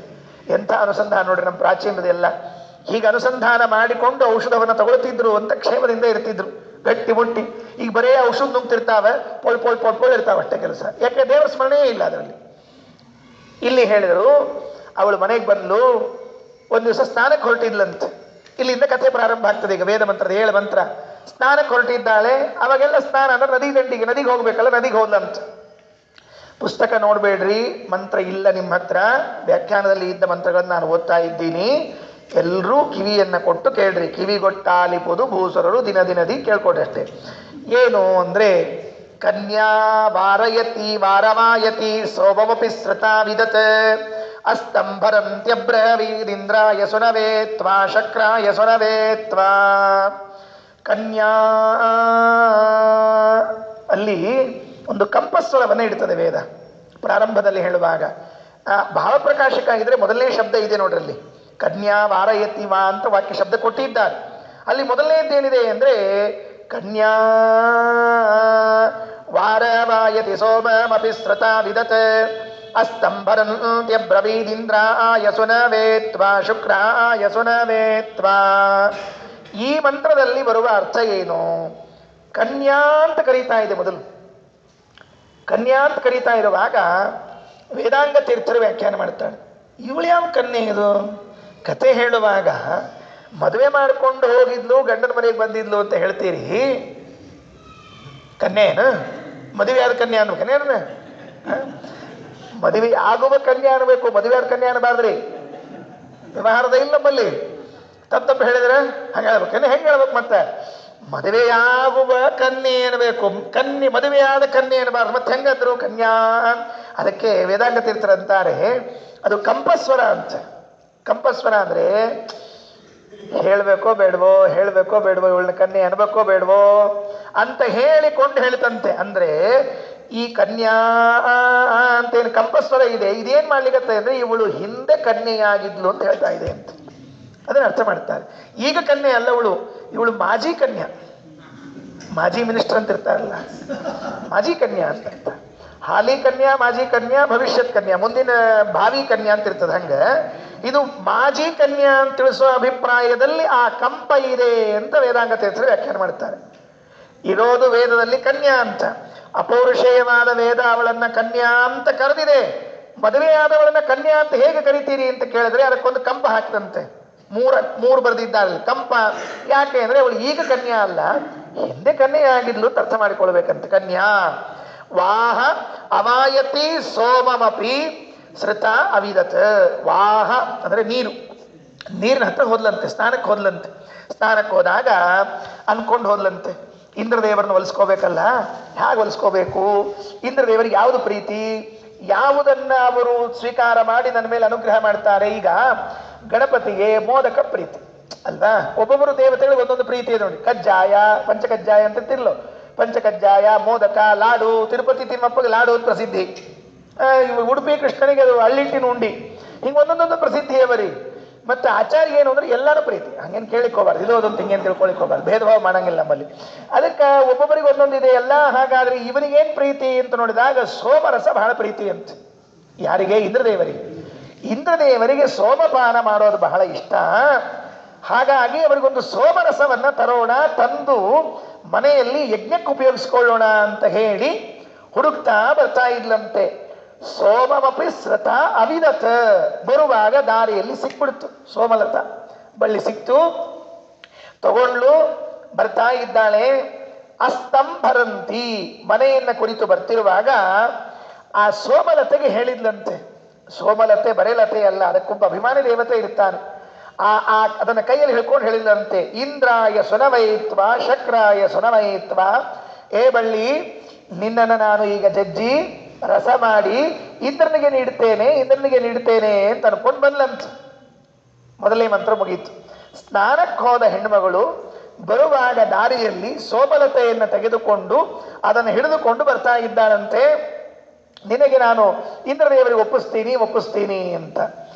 ಮುಂದಿನ ಮಾತು ಸ್ವಲ್ಪ ಕೇಳಿಸಿಕೊಳ್ಳ್ರಿ ಅಷ್ಟೇ. ಯಾಕೆ ಏನು ಅಂತ ಪ್ರಶ್ನೆ ಮಾಡಬೇಡ್ರಿ, ಅದಕ್ಕೆಲ್ಲ ವಿವರಣೆ ಮತ್ತೆ ದೀರ್ಘ ಕೊಡಬೇಕಾಗ್ತದೆ. ಸಾಮಾನ್ಯವಾಗಿ ಹೇಳ್ತಿರ್ತೀವಿ. ಹೇಗೆ ಅದನ್ನ ರಸ ತೆಗೆದ್ಲು ಅಂತ ಕೇಳಿದ್ರೆ, ಅವಳು ಹಿಂಗೆ ಹಲ್ಲಿಗೆ ಕಚ್ಚಿ ಕಚ ಕಚ ಕಚ ಅಂತ ರಸ ತೆಗೆದ್ಲಂತೆ. ಅದನ್ನ ನಮ್ಮಲ್ಲಿ ಕಬ್ಬು ತಿಂತಿರ್ತಾರೆ ನೋಡಿ, ಗೊತ್ತೋ ಇಲ್ಲ, ಹೆಂಗಂದು ಅಂತ ರಸ ಎಳಿತಾರಲ್ಲ, ಹಾಗೆ ಆ ಸೋಮಲತೆಯನ್ನ ಕಚ್ಚಿ ಕಚ್ಚಿ ರಸ ತೆಗಿತಾ ಇದ್ಲಂತೆ. ಇಂದ್ರದೇವರಿಗೆ ಕೇಳಿಸ್ತಂತೆ, ಎಲ್ಲೋ ಸೋಮರಸ ತೆಗಿತಾ ಇದ್ದಾರೆ ಅಂತ ಕೇಳಿಸ್ತಂತೆ. ತಕ್ಷಣ ಇಂದ್ರದೇವರು ಬಂದ್ರಂತೆ. ಇಂದ್ರದೇವರು ಬಂದು ಇವಳು ಹಲ್ಲಲ್ಲಿ ಹೀಗೆ ತೆಗೆಯೋದನ್ನ ನೋಡಿಬಿಟ್ಟು ತೆತೆ ಅಂತ ಹೊರಟು ಬಿಟ್ರಂತೆ. ಯಾಕೆ ಅವಳಲ್ಲಂತೆ, ಯಾಕೆ ಹೊರಟಿರಿ ನಿಲ್ರಿ ಅಂತಂದಂತೆ. ಅವಳು ಯಾಕೆ ಹೊರಟೀರಿ ನಿಲ್ರಿ ಎಂದಂತೆ. ಏನಂತ ತಿಳ್ಕೊಂಡು ಬಂದಿದ್ರಿ ಎಂದಂತೆ. ಏನಿಲ್ಲ, ಯಾರೋ ಸೋಮರಸವನ್ನ ಕಲ್ಲಿನಿಂದ ಜಜ್ಜಿ ತೆಗಿತಾ ಇದ್ದಾರೆ ಅಂತ ತಿಳ್ಕೊಂಡು ಬಂದಿದ್ದೆ. ಹಲ್ಲಿನಿಂದ ಕಚ್ಚಿ ತೆಗಿತಿದ್ದೀಯಲ್ಲ ಅಂದ್ರು. ಅವಳಲ್ಲಿ ಹೆಂಗಿದ್ದು ಗೊತ್ತಾಗ್ತಿಲ್ಲ ಈಗ. ಶಬ್ದ ಹೆಂಗ್ ಕೇಳಿಸ್ತಿದ್ವು ಅಂದ್ರೆ, ಕಲ್ಲಿನಾಗ ಕುಟ್ಟಿ ತೆಗೆದ್ರೆ ಹೆಂಗ್ ಬರ್ಬೇಕಲ್ಲ ಹಂಗ ಸೌಂಡ್ ಬರ್ತಿತ್ತಂತಕಿ ಹಲ್ಲು. ವಾ ಏನ್ ಅಲ್ರಿ ಎಲ್ಲರ. ಹಲ್ಲು ಕಟ ಕಟ ಕಟ ಅಂದ್ರೆ ಒಂದು ಕಲ್ಲಿನ ಮೇಲೆ ಇನ್ನೊಂದು ಕಲ್ಲು ಇಟ್ಟು ಅರ್ಧಂಗ. ಹಂಗಿರ್ಬಾರ್ದ್ರಿ, ಹಲ್ಲು ಭಾಳ ಡೇಂಜರಸ್ ರೀ ಅವು. ಡಾಕ್ಟ್ರಿಗೆ ಭಾಳ ಪ್ರಾಬ್ಲಮ್ ಆಗ್ತದೆ ಹಲ್ಲು ತೆಗಿಯೋರಿಗೆ. ಎಂತಿಗೆ ಪಾಪ ಅವ್ರ ಹಲ್ಲು ಹಿಂಗಿದ್ರೆ. ಒಬ್ಬ ಹಲ್ಲು ತೆಗಿಸ್ಕೊಳಿಕ್ ಹೋಗಿದ್ದಂತೆ ಪುಣ್ಯಾತ್ಮ. ಒಳಗೆ ಕೂತಿದ್ದ, ಹೊರಗೆ 4 ಪೇಷಂಟ್ ಇದ್ರು. ಡಾಕ್ಟರ್ ಹಲ್ ತೆಗೆದ್ರು. ಇವ ಹಲ್ ತೆಗೆದಾಗ ಒದರಿದ್ದಂತ, ಕೆಟ್ಟ ಒದರಿದ್ದಂತ. ಸರಿ ಹೋದ್ರು, ಡಾಕ್ಟರ್ ಬಿಲ್ ಬರೆದ್ರು. 1 ಹಲ್ಲಿನ ಜಾಗದಾಗ 15 ಹಲ್ಲಿನ ರೊಕ್ಕ ಬರ್ದ್ರು. ಅವಂಗ ಗಾಬರಿ ಆತ. ಅವಂಗ ಡಾಕ್ಟರ್ ತೆಗೆದದ್ದು 1 ಹಲ್ಲು, 10-15 ಹಲ್ಲಿನ ರೊಕ್ಕ ಯಾಕೆ ತೆಗೆದ್ರಿ ಬರ್ದ್ರಿ ಅಂತ ಕೇಳಿದಂತ. ನೀ ಒದರಿದ್ದ ಕೇಳಿ ಹೊರಗಿದ್ದವ್ರಲ್ಲ ಓಡಿ ಹೋದ್ರಲ್ಲ, ಅವ್ರದ್ದು ಬಿಲ್ ನೀವೇ ಕೊಡೋಂತ. ನೀ ಒದರಿದ್ದವ್ರಿ ಯಾಪರಿ ಅದು ಹಲ್ಲಿನ ತೆಗಿಯೋದು. ಹಲ್ಲು ಭಾಳ ಕಟ್ಟಿನ್ರಿ ಇವು. ಯಾರಿಗೆ ಹಲ್ಲಿನ ರಿಪೇರಿ ಅದ ಅವ್ರಿಗೆ ಗೊತ್ತಿರ್ತದೆ, ಒಳಗೆ ಗೊತ್ತಾಗಿರವಲ್ಲ. ಈಕೆ ಹಲ್ಲಿನಿಂದ ಅದನ್ನ ಜಜ್ಜಿ ತೆಗೆದ್ರೆ ಮುಂದಿನ ಮಂತ್ರದಲ್ಲಿ ಹೇಳ್ತಾರೆ, ಅಸೌ ಯಗೇಶಿ ವೀರಕೋ ಗೃಹಂ ಗೃಹಂ ವಿಚಾಕಶತ ಇಮಂ ಜಂಭ ಸುತಂ ಪಿಬಧಾನಾವಂತಂ ಕರಂಭಿಣಂ ಅಪೂಪವಂತ ಮುಕ್ತೀನಂ. ವೀರಕ, ಎಲೆ ವೀರನಾದ ಇಂದ್ರನೇ, ನಾನು ಹಲ್ಲಿನಿಂದ ಕಚ್ಚಿ ತೆಗಿತಾ ಇದ್ದೀನಿ ಅಂತ ನೋಡಿ ಹೊರಡ್ತಾ ಇದ್ದೀಯಾ? ಅದು ಸರಿಯಲ್ಲ. ಬಾಯ್ಲಿ, ನೀನು ಪ್ರತಿಯೊಂದು ಮನೆಗೂ ಹೋಗಿ ಸೋಮರಸ ಬೇಕು ಬೇಕು ಅಂತ ಕೊಡ್ತೀಯೋ ಇಲ್ಲೋ? ಗೃಹಂ ಗೃಹಂ ಏಷಿ, ಪ್ರತಿಯೊಬ್ಬರ ಮನೆಗೆ ಹೋಗಿ ನನಗೆ ಸೋಮರಸ ಬೇಕು ಅಂತ ಕೊಡುವ ನೀನು. ಇಮಂ ಜಂಭ ಸುತಂಪಿಬ, ನಾನು ಹಲ್ಲಿನಿಂದ ಕಚ್ಚಿ ತೆಗೆದ ಈ ರಸವನ್ನ ನೀನು ಪಾನ ಮಾಡಬೇಕು. ಬರೇ ಸೋಮರಸ ಕೊಡ್ತೀನಿ ಅಂತ ತಿಳಿಬೇಡ, ಮನೆಗೆ ಬಾ. ಧಾನಾವಂತಂ ಕರಂಭಿಡಂ, ನಿನಗೆ ಕರಂಭ, ಕರಂಭ ಅಂದ್ರೆ ದದಿಸಕ್ತು, ಮೊಸರು ಹಿಟ್ಟು, ಅದನ್ನು ಕೊಡ್ತೀನಿ, ಮನೆಗೆ ಬಾ. ಬರೀ ಈ ಸೋಮರಸವನ್ನು ಕೊಡ್ತೀನಿ ಅಂತ ತಿಳ್ಕೊಬೇಡ, ಇದ್ರ ಜೊತೆಗೆ ಅಪೂಪ ಕೊಡ್ತೀನಿ.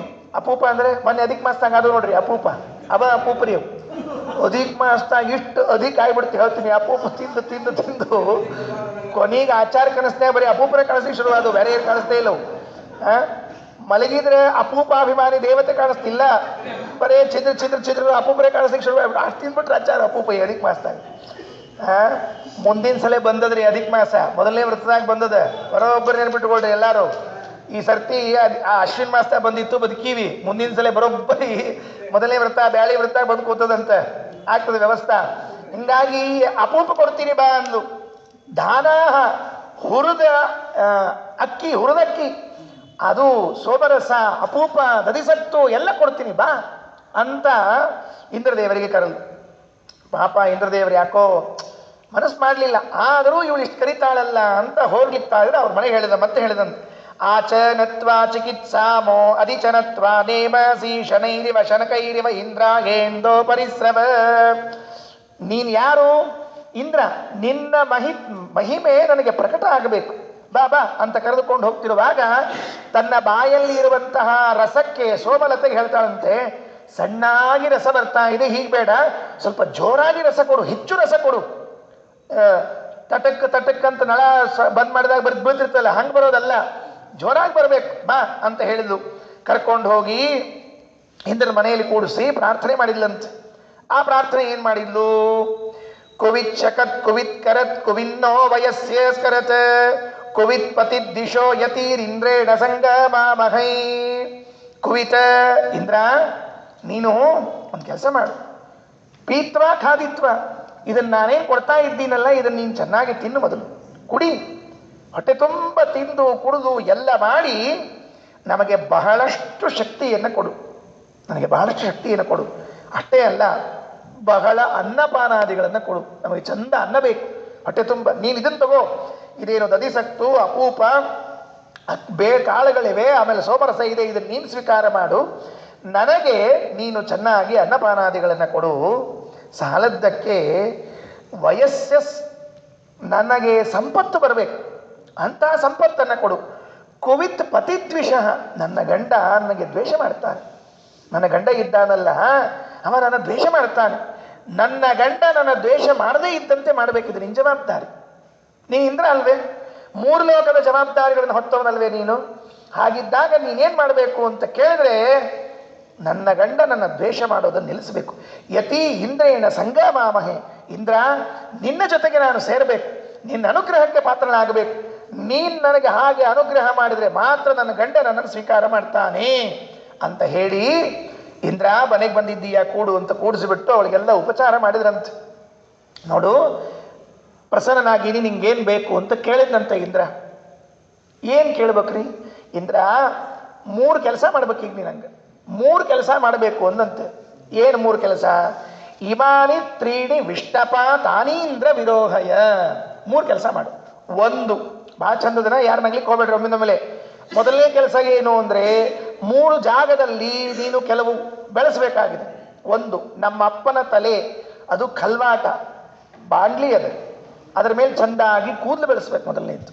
ಫಸ್ಟ್ ಕೇಳ್ಕೊಂಡದ್ದು ಅದು ಮಂತ್ರದಲ್ಲಿ ಇದೆ, ಏನು ಮಾಡ್ಲಿಕ್ಕೆ ಬರೋದಿಲ್ಲ ಅದನ್ನು, ನಾವೇನು ಮಾಡ್ಲಿಕ್ಕೆ ಬರೋದಿಲ್ಲ. ಅವರ ಅಪ್ಪನ ತಲೆ ಪಾಪ ಖಾಲಿ ಇತ್ತಂತ, ಕಲ್ವಾಟ ಅಂದ್ರೆ ಗೊತ್ತಾಯ್ತಲ್ಲ, ಈ ಕಡೆಷ್ಟೇ ಕೂಲ್ ನಡುವು ಕೂಲ್ ಖಾಲಿ ಆಗಿಬಿಟ್ಟಿರ್ತಾವಲ್ಲ, ಅದು ಯಾಕೆ ಆಗ್ತಾವ ಅಂತ ಗೊತ್ತಿಲ್ಲ ನಂಗೆ, ಆಶ್ಚರ್ಯ ಅದು. ಆದಾಗ ಗೊತ್ತಾಗ್ತಾವ, ಅಲ್ತಂಗೆ ಗೊತ್ತಾಗಿಲ್ಲ, ಆಗೋ ತನಕ ಗೊತ್ತಾಗಿಲ್ಲ, ಆದ್ಮೇಲೆ ಗೊತ್ತಾದ್ರೂ ಉಪಯೋಗ ಇರಂಗಿಲ್ಲ. ಅಷ್ಟೇ ಹೇಳಿದ್ರು, ಇಮಾನಿ ತ್ರೀಣಿ ವಿಷ್ಟಪ ತಾನಿ ಇಂದ್ರ ವಿರೋಹಯ. ತಲೆ ಮೇಲೆ ಕೂದಲಿಲ್ಲ ನಮ್ಮಪ್ಪನಿಗೆ, ಚೆನ್ನಾಗಿ ಕೂದಲು ಬೆಳೆಸು. ಇದು ಫಸ್ಟು ಅವಳು ವರ ಕೇಳ್ಕೊಂಡಿದ್ದಂತ. ಏನೇನು ವಿಚಿತ್ರ ವರ ಅವ್ರಪ್ಪ, ಇವೆಲ್ಲ ಕೇಳಿದ್ರೆ ಆಶ್ಚರ್ಯ ಆಗ್ತದೆ. ಒಬ್ಬವಂಗೆ ಯಾರೋ ಹೇಳಿದ್ರು ಅಂತ ಅಳಿಯಂಗ, ಏನು ಹೇಳಿದರು ಅಂದರೆ, ನೋಡು ನಿನಗೆ ಸಂಪತ್ತು ಬರಬೇಕಾದ್ರೆ ಏನಾಗ್ತದೆ ಗೊತ್ತೇನೋ ಅಂದರು. ಏನು, ಈ ಮಾವ ಇರ್ತಾನೆ ಅಂದರೆ ಲಗ್ನ ಆಗೋ ಹುಡುಗಿ ಅಪ್ಪೇನಿರ್ತಾನಲ್ಲ, ಅವಂಗ ಕಿವಿ ಮೇಲೆ ಭಾಳ ಕೂದಲಿದ್ದು ಅಂದ್ರೆ ಸಂಪತ್ತು ಬರ್ತದೆ ಅಂತ ಯಾರು ಹೇಳಿದ್ರಂತ. ಅವ್ನು ಹಿಂಗೆ ಹೇಳ್ತಾರ್ರಿ. ಅದು ಹುಚ್ಚರ ಪರಮಾವಧಿ ಅಂತ ಕರಿತಿರ್ಬೇಕು, ಇನ್ನೇನು ಮಾಡ್ಬೇಕು? ಇಲ್ಲ, ಹುಡುಗಿ ಅಪ್ಪೇನಿದ ಅವ್ನ ಕಿವಿ ಮೇಲೆ ಭಾಳ ಕೂದಲಿದ್ರೆ ರೊಕ್ಕ ಬರ್ತಾವ ಅಂತ. ಲಗ್ನ ಆಗಿಬಿಟ್ಟ, ಆಮೇಲೆ ನೋಡ್ತಾನೆ ಮಾವನ ಕಿವಿ ಮೇಲೆ ಕೂದಲೇ ಇದ್ದಿದ್ದಿಲ್ಲ. ಇಷ್ಟು ಬ್ಯಾಸರಾತ್ರಿ ಹೇಳ್ತೀರ ಅವಂಗ, ಭಾಳ ಬ್ಯಾಸರಾತ್ರಿ. ಅವ್ನು ಬಿಡ್ಲಿಲ್ರಿ, ಮಾವನ ಮಗಳನ್ನೆಲ್ಲ ಮನೆಯಾಗಿಟ್ಟು ಹೋದ, ಕಾಡಿಗೆ ಹೋದವ, ತಪಸ್ ಮಾಡಿದ. ಬ್ರಹ್ಮದೇವರು ಬಂದರು, ಏನು ಬೇಕು ಅಂತ ಕೇಳಿ ಬ್ರಹ್ಮದೇವರು, ಸ್ವಾಮಿ ನಮ್ಮ ಮಾವನ ಕಿವಿ ಮೇಲೆ ಕೂದಲ ಬೆಳೆಸಂತ ಹೇಳವ. ಬ್ರಹ್ಮದೇವ್ರು ಕೇಳಿ, ಯಾಕೆ? ಯಾವ ಮಾವನ ಕಿವಿ ಮೇಲೆ ಕೂದಲು ಜಾಸ್ತಿ ಇರ್ತಾವ ಅವಾಗ ಸಂಪತ್ತು ಜಾಸ್ತಿ ಇರ್ತಂತ, ಅದಕ್ಕೆ ಬೆಳೆಸೋದು. ಬ್ರಹ್ಮದೇವ್ರು ತಥಾಸ್ತಂದು ಹೋಗ್ಬಿಟ್ರು. ಮನೆಗೆ ಬಂದು ನೋಡ್ತಾನೆ, ಮಾವನ ಕಿವಿ ಇಷ್ಟಿಷ್ಟೊಂದು ಕೂದಲ, ಮಾವನ ಕಿವಿ ಇಷ್ಟಿಷ್ಟೊಂದು ಕೂದಲ. ಏನು ಖುಷಿ ಆಯ್ತು ಅವ್ಗೆ, ಹೇಳ್ತೀನಿ, ಕುಳಿದ್ಬಿಟ್ಟ. ಅಂತೂ ನಮ್ಮ ಮಾವನ ಕಿವಿ ಮೇಲೆ ಕೂದಲು ಬಂತು ಅಂತ. ಮಾವ ಕೇಳ್ದ, ನನ್ನ ಕಿವಿ ಮೇಲೆ ಯಾಕೋ ಕೂದಲ ತರಿಸಿದ್ದು? ಮಾವನ ಕಿವಿ ಮೇಲೆ ಕೂದಲು ಸಂಪತ್ತು ಬರ್ತಂತ. ಅಯ್ಯೋ ದಡ್ಡ, ಬ್ರಹ್ಮದೇವರೇ ಸಿಕ್ಕಿದ್ರಲ್ಲೋ ಅಲ್ಲೇ ಸಂಪತ್ತು ತಗೊಂಡು ಎಂತ ದಡ್ಡಿದ್ದಿ. ಬ್ರಹ್ಮದೇವರೇ ಸಿಕ್ಕಿದ್ರು ಅಲ್ಲೇ ರೊಕ್ಕ ತಗೊಳೋದು ಬಿಟ್ಬಿಟ್ಟು ನನ್ನ ಕಿವಿ ಮೇಲೆ ಕೂದಲ ಬೆಳೆಸಿ. ಎಷ್ಟು ಅವ್ಯವಹಾರಿಗಳಿರ್ತಾರೆ. ಈಕೆ ಕೇಳಿಲ್ಲಂತ, ಆತ್ರಿ ಇಮಾನಿತ್ರಿ ನಿವಿಷ್ಟಪಾತಾನಿಂದ್ರ ವಿರೋಗಯ ಶಿರಸ್ತತಸ್ಯೋರ್ವರಾಮಾದಿದಮ್ಮ ಉಪೋದರೇ. ಒಂದು, ನಮ್ಮ ತಂದೆ ತಲೆ ಕೂದಲು ಬರಬೇಕು, ಚೆನ್ನಾಗಿ ಕೂದಲು ಬರಬೇಕು. ಎರಡನೇದ್ದು, ನನ್ನ ತಂದೆಗೆ ಒಂದಿಷ್ಟು ಹೊಲ ಅದ, ಹೊಲದಾಗ ಏನು ಬಿತ್ತಿದ್ರು ಬೆಳಿಬಲ್ತಾಗ್ಯದ, ಏನು ಬಿತ್ತಿದ್ರು ಬೆಳೀತಾ ಇಲ್ಲ. ಹೇಗಾದರೂ ಮಾಡಿ ನೀನು ಅನುಗ್ರಹ ಮಾಡಬೇಕು, ಯಾಕೆ ನೀನು ಮಳೆ ದೇವತೆ ಅಲ್ವಾ, ನೀನು ಮನಸ್ಸು ಮಾಡಿದ್ರೆ ಹೊಲದ ತುಂಬ ಧಾನ್ಯ ಬರ್ತದೆ. ಮೂರನೇದ್ದು, ನನ್ನ ದೇಹವನ್ನು ನೀನು ಸುಂದರಗೊಳಿಸಬೇಕು. ನನ್ನ ಗಂಡ ಯಾವ ಕಾರಣಕ್ಕಾಗಿ ನನ್ನನ್ನು ಬಿಟ್ಟಿದ್ದಾನೋ ಆ ದೇಹದ ರೋಗವನ್ನು ಹೊರಹಾಕಿ ತೊನ್ನು, ಅದು ದೇಹದ ರೋಗ ಹೊರ ಹೋಗಿ, ಅವಳ ದೇಹದಲ್ಲಿ ಕುಷ್ಠರೋಗ ಆಗಿತ್ತು, ಅದು ಹೊರಗೆ ಹೋಗಬೇಕು. ಹೊರಗೆ ಹೋಗಿ ನನ್ನನ್ನು ಗಂಡ ಸ್ವೀಕಾರ ಮಾಡುವಂತೆ ಆಗಬೇಕು. 3 ವರ ಕೊಡಬೇಕು ಅಂತ ಕೇಳಂತೆ. ಮಹಾಭಾರತದಲ್ಲಿ ಸತ್ಯವಾನ್ ಸಾವಿತ್ರಿ ಕಥೆ ಕೇಳುವಾಗ ಸಾವಿತ್ರಿ ಹೀಗೆ ಕೇಳ್ತಾಳೆ ಯಮದೇವರಿಗೆ. ಏನು ಕೇಳಿದ್ದು? ನಮ್ಮ ಮಾವಕ್ಕೆ ಗಂಡು ಬರಬೇಕು, ನಮ್ಮ ಅಪ್ಪನಿಗೆ ಗಂಡು ಮಕ್ಕಳಾಗಬೇಕು, ಮುಂದೆ ನನಗೆ ಗಂಡು ಮಕ್ಕಳಾಗಬೇಕು 100 ಮಂದಿ ಅಂತ ಕೇಳ್ಬಿಟ್ರು. ಯಮದೇವ್ರು ಹ್ಞೂ ಅಂತ ಅರ್ಜೆಂಟ್ ಒಳಗೆ ಕೊಟ್ಬಿಟ್ಟು ಆಮೇಲೆ ಫಜಿತಿ ಆಗ್ಬಿಡ್ತು ಯಮದೇವ್ರಿಗೆ. ಹಿಂಗಾಯ್ತಿದ್ದು. ಇದು ಸೇಮ್ ಕಥೆ, ಇದು ಬೇರೆ ಏನಿಲ್ಲ. ಅಲ್ಲಿ ಯಮದೇವರು, ಇಲ್ಲಿ ಇಂದ್ರದೇವರು, ಕ್ಯಾರೆಕ್ಟರ್ ಚೇಂಜ್ ಅಷ್ಟೇ, ಬೇರೆ ಏನಿಲ್ಲ, ಪಾತ್ರಗಳ ಬದಲಾಯಿತು. ಆಗ ಇಂದ್ರದೇವರು ವಿಚಾರ ಮಾಡಿದರು, ಏನಪ್ಪ ಇವಳಿಗೆ ಹೇಳಬೇಕಾದ್ದು? ಅಸೌ ಯಾಚನ ಉರ್ವರಾದಿಮಾಂ ತನ್ವ ಮಮ ಅಸೋ ತತಸ್ಸೇಚ್ಚಿರ ಸರ್ವಾತ ರೋಮಶಾಕೃಧೀ. ಅವಳಿಗೆ ಕೇಳಿದಾಗ ಕೊನೆ ಮಂತ್ರ, 7ನೇ ಮಂತ್ರ ಮುಕ್ತಾಯ ಮಾಡ್ತೀನಿ. ಹೇಗೆ ಹೇಳಿದ್ದವಳು? ನೀನೇ ಹೇಳು ಅಂದರೆ ಇಂದ್ರದೇವರು, ಇದನ್ನು ಮಾಡಬೇಕು ಅಂದರೆ ನೀನು ಏನು ಮಾಡಬೇಕಂತ ಹೇಳು, ನಿನ್ನನ್ನು ಸುಂದರ ಮಾಡಬೇಕಲ್ಲ, ಮಾಡ್ತೀನಿ. ಅಸ್ತು ಅಂದರು. ಅಸ್ತು ಅಂದ ಆ ಕ್ಷಣಕ್ಕೆ ಅವರ ತಂದೆಯ ತಲೆಯ ಮೇಲೆ ಒಳ್ಳೆ ಸೊಂಪಾಗಿ ಕೂದಲುಗಳು ಬೆಳ್ಕೊಂಡು, ಪಾಪ ಶಾಂಪೂ ಕಂಪ್ನಿಗೆ ಅನುಕೂಲ ಆಯಿತು, ಒಳ್ಳೆ ಕೂದಲು ಬೆಳ್ಕೊಂಡು. ಯಾಕೆಂದರೆ ಶಾಂಪೂ ಕಂಪ್ನಿಯವರು ಬಕ್ಕದಲ್ಲಿ ಇವ್ಗೆ ಏನು ಉಪಯೋಗ ಬರುತ್ತೆ ನೋಡಂತ, ಏನು ಉಪಯೋಗ ಇಲ್ಲ. ಡ್ಯಾಂಡ್ರಫ್ ಎಲ್ಲಿರ್ತಾವ? ಕೂದಲಿದ್ರೆ, ಇಲ್ಲದೆ ಎಲ್ಲಿ ಡ್ಯಾಂಡ್ರಫ್? ಇವನೇ ತಲೆ ಮೇಲೆ ಡ್ಯಾಂಡ್ರಫ್ ಹಾಕೋಬೇಕಟ್ಟೆ. ಹಿಂಗಾಗಿ ಅದು ಹೋಯ್ತು, ಅದು ಒಂದಾಗೋಯ್ತು. ಎರಡನೇದ್ದು ಬೀಜ ಬಿತ್ತಬೇಕು, ಆಯಿತು, ಹೊಲ ಬಂದ್ಬಿಡ್ತು. ಮೂರನೇದು ಅವಳು ರೋಗ ಪರಿಹಾರ ಮಾಡಬೇಕು. ಯಾಕೆ ಪರಿಹಾರ ಮಾಡಿದ್ರು? ಕೊನೆ ಮಂತ್ರ 7ನೇ ಮಂತ್ರದಲ್ಲಿ ಅದನ್ನು ಹೇಳ್ತಾರೆ. ಖೇ ರಥಸ್ಯ ಖೇನ ಸಖೇ ಯುಗಸ್ಯ ಶತಕ್ರತೋ ಅಪಾಲಾಮಿಂದ್ರ ತ್ರಿಪೂತ್ವ ಕೃಣೋ ಸೂರ್ಯತ್ವಚಂ. ಈ ಮಂತ್ರ ಮುಗೀತು. 3ನೇದು 7ನೇದು ಏನಂತಾರೆ? ಇಂದ್ರ, ನನ್ನನ್ನು ನೀನು ರಥದಲ್ಲಿ ಬಂದಿದ್ದೀಯಲ್ಲ, ರಥದಲ್ಲಿ ಬಂದಿದ್ರು ಇಂದ್ರದೇವರು, ನಿನ್ನ ರಥದಲ್ಲಿ 3 ಕಡೆಗೆ ನನ್ನ ಹಾಯಿಸು. ಹಿಂದೆಲ್ಲ ಈಗೂ ಇದೆ ಎಷ್ಟೋ ಕಡೆಗೆ ರಥೋತ್ಸವ ನಡೆದಾಗ ಮಕ್ಕಳನ್ನೆಲ್ಲ ರಥದ ಬುಡಕ್ಕೆ ಹಾಕಿಬಿಡ್ತಾರೆ, ರಥದ ಮೇಲೆ ತೂರ್ತಾರೆ. ಬಹಳ ನೋಡಿದ್ದೇವೆ ಇದನ್ನೆಲ್ಲ. ಆ ಉತ್ತತ್ತಿ ಕಲ್ಸಕ್ರಿ ತೋರಿದ್ರೆ ಏನಾಗಂಗಿಲ್ಲ, ಮುಂದಿಂತವ್ರ ತಲೆ ಮೇಲೆ ಬೀಳ್ತಾವಷ್ಟ. ಆದ್ರೆ ಈ ಕೂಸಿನೇ ತೋರಿಬಿಟ್ರೆ ಗತಿ ಏನ್ರಿ ಇಲ್ಲ. ಅದು ರಥದ ಬುಡಕ್ಕೆ ಚಕ್ರದ ಬುಡಕ್ಕೆ ಹಾಕೋರಿದ್ದಾರೆ ಎಷ್ಟೋ ಮಂದಿ, ಪಾರಾಗಿ ಬಂದಾವ್ರಿ. ಅವೆಲ್ಲ ಆಗ್ಯಾವ, ಹೊರಗಡೆ ಗತಿ ಆಗ್ಯಾವ. ಅಂದ್ರೆ ಏನಾಯಿತು ಅಂದ್ರೆ ಹೇಳಿದ್ಲಂತವಳು, ಇಂದ್ರ ನನ್ನ ಸೌಂದರ್ಯ ಬರಬೇಕು ಅಂತ ಆದ್ರೆ ನಿನ್ನ ರಥ ಇದೆಯಲ್ಲ, ರಥದಲ್ಲಿ 3 ಕಡೆ ತೋರಿಸು ಅಂತ ಹೇಳಿದಂತೆ. ಒಂದು ರಥದ ಮೇಲ್ಭಾಗದಿಂದ ಹೀಗೆ ತೋರಿಸ್ತಗಿ, ಇನ್ನೊಂದು ಚಕ್ರದ ಭಾಗದಿಂದ ತೋರಿಸ್ತಗಿ, ಮತ್ತೊಂದು ಈ ನೊಗ ಇರ್ತದಲ್ಲ ಕಟ್ಟೋ ಜಾಗ ಅದರ ಬುಡಕೆಯಿಂದ ತೆಗಿ ಅಂತ ಹೇಳ್ಬಿಟ್ಲಂತೆ. ಅವಳೇ ಉಪಾಯ ಹೇಳಿದ್ಲು. ಆಯಿತು ಅಂತ ತಿಳಿದುಕೊಂಡು ಹೇಳಿ ರಥದ 3 ಭಾಗದಲ್ಲಿ ಅವಳನ್ನ ಹಾಕಿ ತೆಗೆದ್ನಂತೆ. ರಥದ ಬುಡಕೆ, ರಥದ ಮೇಲ್ಭಾಗ, ಕಟ್ಟುವ ಜಾಗದಲ್ಲಿಂದ 3 ಭಾಗ ಹಾಕಿ ತೆಗೆದ್ನಂತೆ. ತೆಗೆದುವಾಗ ಅವಳ ದೇಹದಲ್ಲಿ ಇದ್ದ ಆ ತೊನ್ನನ್ನು ತೆಗೆದ್ನಂತೆ. ಹೇಗೆ ತೆಗೆದ ಅಂತ ಒಂದು ಕಥೆ. ಮತ್ತೆ ಅದಕ್ಕೆ ಏನು, ಬೃಹತ್ ದೇವತಾ ಅಂತ ಶೌನಕರು ಬರೆದಿರುವಂತಹ ಒಂದು ಗ್ರಂಥ. ಶೌನಕರು ಬರೆದಿರುವ ಬೃಹತ್ ದೇವತಾದಲ್ಲಿ ಹೇಳುವಾಗ ಅವಳ ದೇಹದಲ್ಲಿದ್ದ ತೊನ್ನನ್ನ, ಕುಷ್ಠರೋಗ ಏನಿತ್ತಲ್ಲ ಬಿಳಿ ತೊನ್ನು, ಅದನ್ನು 3 ಭಾಗ ಮಾಡಿದ್ನಂತೆ. ಇಂದ್ರದೇವರು ಈ ರೀತಿ ಭಾಗವತದಲ್ಲಿ ಮಾಡಿದ ಕಥೆಯನ್ನು ಕೇಳ್ತೀವಿ. ಅವರಿಗೆ ಬ್ರಹ್ಮಹತ್ಯೆ ಬಂದಾಗ 4 ಭಾಗವನ್ನ ಮಾಡಿ ಬ್ರಹ್ಮಹತ್ಯೆಯನ್ನ ಮರಗಳಿಗೆ, ನೀರಿಗೆ, ಮಣ್ಣಿಗೆ, ಸ್ತ್ರೀಯರಿಗೆ ಹಂಚಿಕೊಟ್ರು ಅಂತ. ಹಾಗೆ ಇಲ್ಲಿ ಇವಳ ರೋಗವನ್ನ 3 ಭಾಗ ಮಾಡಿದ್ರಂತೆ.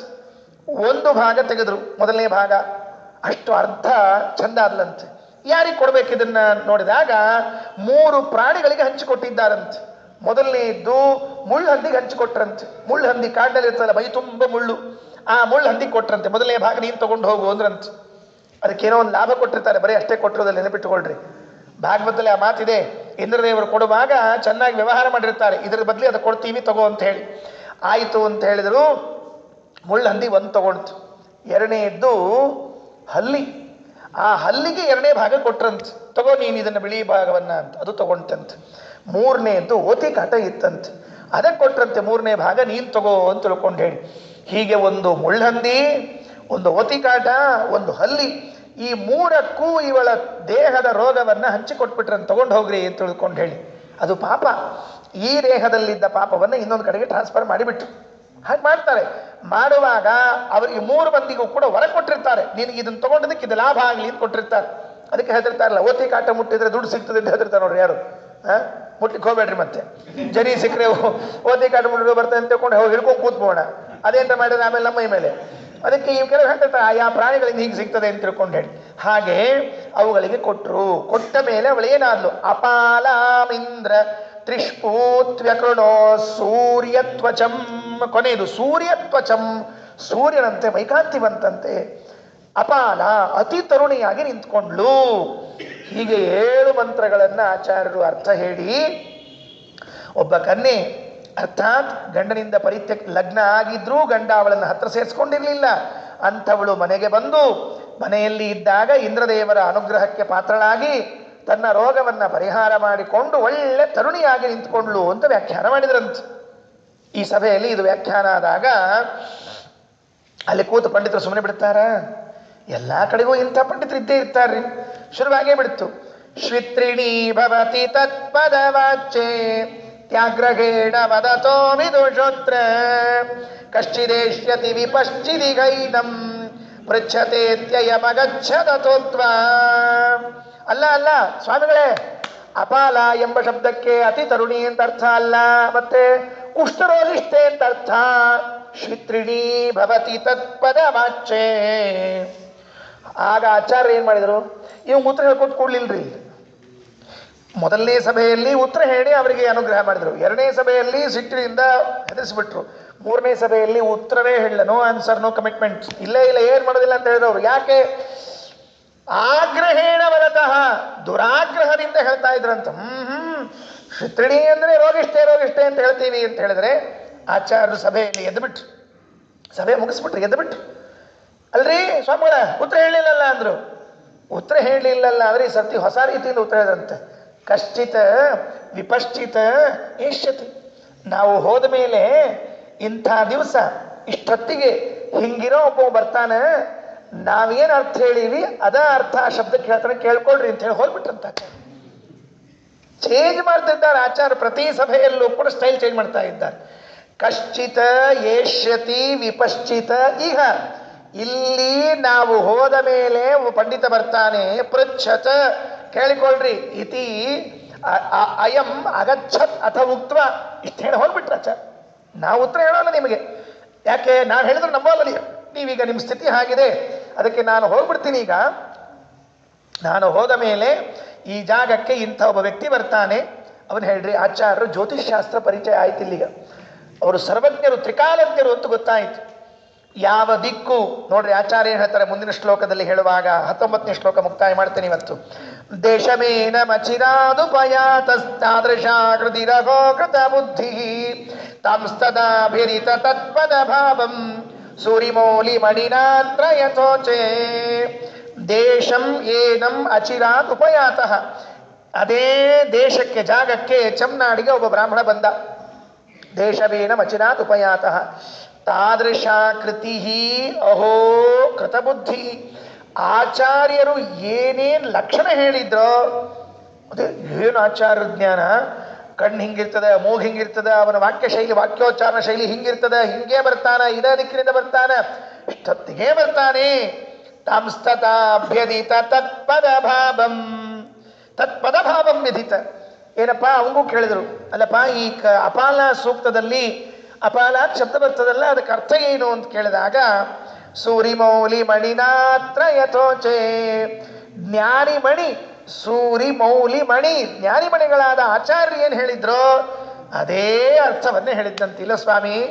ಅದಕ್ಕರ್ಥ ಅತಿ ತರುಣಿ ಅಂತ ಹೇಳಿಬಿಟ್ನಂತೆ. ಎಲ್ರಿಗೂ ಆಶ್ಚರ್ಯ, ಅವರಿಗೆ ಶಬ್ದಾರ್ಥ ಕೇಳಿದ್ದ ಆಶ್ಚರ್ಯ ಅಲ್ಲ, ಹೇಳಿದ ಟೈಮಿಗೆ ಹೇಳಿದ ಸಮಯ ದೇಶಕ್ಕೆ ಅದೇ ವ್ಯಕ್ತಿ ಬಂದಲ್ಲ, ಬಂದದ್ದಲ್ಲದೆ ಇದೇ ಅರ್ಥ ಹೇಳ್ತೀನಿ ಅಂತಂದ್ರಲ್ಲ ಆಚಾರ್ಯರು, ಅವರ ಬುದ್ಧಿ ಅಂತದ್ದು ಅಂತ ಆಶ್ಚರ್ಯಪಟ್ರಂತೆ. ಇದು ತ್ರಿಕಾಲ ಜ್ಞಾನ. ಹೀಗೆ ಆಗ್ತದೆ, ಇಷ್ಟೊತ್ತಿಗೆ ಆಗ್ತದೆ, ಹಿಂಗೆ ಆಗ್ತದೆ ಅಂತ ಹೇಳಬೇಕಾದ್ರೆ ಎಷ್ಟು ಜ್ಞಾನ ಇರಬೇಕು ಅದಕ್ಕೆ. ಬರೇ ಹಿಂಗಾಗ್ತದಂತ ಇಷ್ಟೇ, ಯಾರೋ ಒಬ್ಬರು ಬರ್ತಾರಂತ ಹೇಳಿಲ್ಲ, ಇಂಥವನೇ ಬರ್ತಾನೆ, ಇಂಥ ಹೆಸರವನೇ ಬರ್ತಾನೆ, ಹೀಗೆ ಬರ್ತಾನೆ ಅಂತ ಹೇಳಬೇಕಾದ್ರೆ ಆಚಾರ್ಯ ಸರ್ವಜ್ಞತ್ವ ಎಷ್ಟು ಸ್ಫುಟವಾಯಿತು. ಇಷ್ಟು ದಿವಸ ಬರೀ ಆಚಾರ್ಯನ ಪಂಡಿತರು ಅಂತ ತಿಳ್ಕೊಂಡಿದ್ರಂತೆ, ಇವಾಗ ತ್ರಿಕಾಲ ಜ್ಞಾನಿಗಳು ಅಂತೂ ತಿಳ್ಕೊಂಡ್ರಂತೆ ಆಚಾರ್ಯನ. ದೇಶಮೇನ ಮಚಿರಾದುಪಯಾತಸ್ತಾದೃಶಾಕೃತಿರಗೋ ಕೃತ ಬುದ್ಧಿ ತಾಂಸ್ತದಾಭ್ಯದಿತ ತತ್ಪದ ಭಾವಂ ಸೂರಿಮೌಲಿ ಮಣಿನಾತ್ರ ಯಥೋಚೆ. ಕೇವಲಂ ನ ಸಕಲಾ ಶ್ರುತಿ ವಿದ್ಯಾ ಮನಪೂರ್ವಕ ಸಮಸ್ತ ಗಿರೋಸ್ಯ ಅಪ್ಯನಾಗತ ಪ್ರತಿಪತ್ತಿಂ ಶ್ರದ್ಧದು ಪೃಥುಲ ಚೇತಸ ಏತೆ. ಏತೆ ದ್ವಿಜಾಹ, ಇಲ್ಲಿರುವ ಬ್ರಾಹ್ಮಣರು ಕೇವಲಂ ನ ಸಕಲಾಹ ಶ್ರುತಿ ವಿದ್ಯಾ, ಆಚಾರ್ಯರು ಬರೇ ವೇದಗಳನ್ನು ಅಧ್ಯಯನ ಮಾಡಿದ್ದಾರೆ, ಶಾಸ್ತ್ರಗಳನ್ನು ಅಧ್ಯಯನ ಮಾಡಿದ್ದಾರೆ, ಅಥವಾ ಅವರು ಏನು ಪಾಠ ಹೇಳ್ತಾರೆ, ಪ್ರವಚನ ಹೇಳ್ತಾರೆ, ಮಾನಪೂರ್ವಕ ಸಮಸ್ತಗಿರಹ, ಪ್ರಮಾಣ ಕೊಟ್ಟು ಮಾತಾಡ್ತಾರೆ, ಮಾನ ಪ್ರಮಾಣ ಪೂರ್ವಕ ಉದಾಹರಣೆ ಪೂರ್ವಕ ಸಮಸ್ತಗಿರಹ ಎಲ್ಲ ಮಾತುಗಳನ್ನು ಆಡ್ತಾರೆ ಅಂತ ಇಷ್ಟು ದಿವಸ ತಿಳಿದಿದ್ವಿ ಅಲ್ಲ. ಅಪ್ಯನಾಗತ ಪ್ರತಿಪತ್ತಿಂ, ಇವರಿಗೆ ಭೂತ ಭವಿಷ್ಯತ್ ವರ್ತಮಾನ ಎಲ್ಲದರ ಜ್ಞಾನ ಇದೆ ಅಂತ ತಿಳಿದುಕೊಂಡು ಅಲ್ಲಿನ ಚಮ್ನಾಡಿನ ಜನ ಎಲ್ಲ ವಿಶ್ವಾಸ ಇಟ್ಟರು ಅಂತ ಹೇಳ್ತಾ 20ನೇ ಶ್ಲೋಕವನ್ನು ಮುಕ್ತಾಯ ಮಾಡ್ತಾ ಇದ್ದಾರೆ. ವಾಸ್ತವಿಕವಾಗಿ ಇನ್ನೂ ಮುಂದಿನ 3 ಶ್ಲೋಕಗಳು ಆಗಬೇಕು, ಮತ್ತೆ ನಾಳೆ ತಗೊಳ್ತೀನಿ 3 ಶ್ಲೋಕಗಳನ್ನು. ಇವತ್ತು ನಾನಿಲ್ಲಿಗೆ ಉಪನ್ಯಾಸವನ್ನು ಮುಕ್ತಾಯ ಮಾಡ್ತಾ ಇದ್ದೇನೆ. ಶ್ರೀಕೃಷ್ಣ ಅರ್ಪಣಮಸ್ತು.